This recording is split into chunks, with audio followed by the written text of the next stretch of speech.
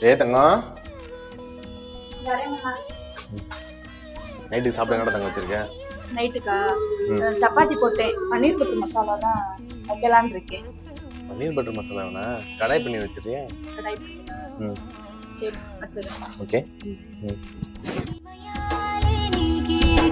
இதழாலே நான் அழைக்க துச்சமெங்கே துச்சப்பட்ட